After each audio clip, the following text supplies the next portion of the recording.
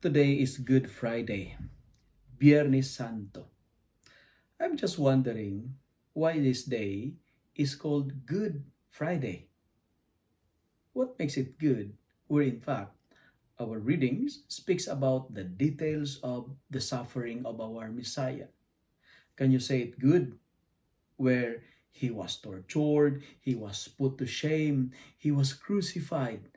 Does it sound good to you? For me, it sounds like it's sorrowful, it's painful, it's ugly, it's bloody, an unjust Friday. Why? Because an innocent man was condemned to die. He was condemned because his crimes were he healed the sick. He was condemned because he fed the poor. He drive out demons. He was condemned. He was put to death because he raised the dead back to life, and he teach the good news in the synagogue. It's unjust, right? It's unfair. Thus, today, the world is in mourning. The whole world is in deep sorrow. That's why some shopping malls were closed, some government uh, offices and agencies were closed. In short, silence is the language of the Good Friday. We have to be in quiet.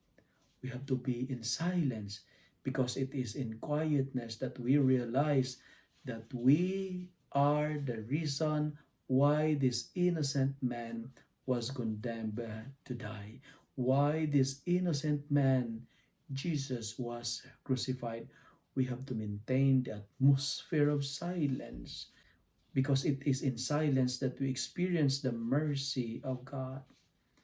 The world is in silence. Silence because of indifference. Silence because of fear. Silence because his disciples were hiding. Silence because we condemn an innocent man. Friends, my dear brothers and sisters, we have to be in silence because it is in quietness that we realize that we are the reasons of his suffering. Maintain silence because it is in silence that we will experience the mercy of God. And you know what? It is called Good Friday because today is the day Christ fell. But importantly, today is the day that mercy stood. Do you have an idea why Jesus died on the cross? Bakit kaya pinako nila si Jesus sa cross? Simple lang ang aking pagninilay. Jesus was crucified because he was a victim of an inside job. There was a conspiracy. There was a connivance within. And the gospel that we have heard, the long passion narrative, in one of the episode we heard, and Jesus said, and I quote, "One of you will betray me, one who is eating with me." That is an inside job. One among his trusted disciples allowed to be involved in the conspiracy. That's an inside job. He was betrayed by a kiss of his disciple, a kiss of a friend. That is an inside job. And you know what? When there are people smiling at you in front, but cursing and spreading bad news about you, that is an inside job. Every time you commit mortal sins, that is a conspiracy. That is a connivance to the devil's deceptive strategy. When children, when you children are doing your chores, but you keep on complaining, that is an inside job.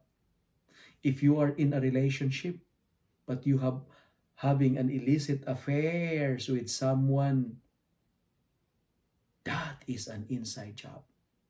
Every time we prioritize money, every time we prioritize income than God, that is an inside job. Every time we put high premium on money over relationship, that is an inside job. Jesus died on the cross because he was a victim of an inside job. Friends, my dear brothers and sisters, do not sell your soul for a certain amount of dollars. Do not sell your soul because your soul is not for sale. Are you in pain? Are you suffering? Are you in great trouble?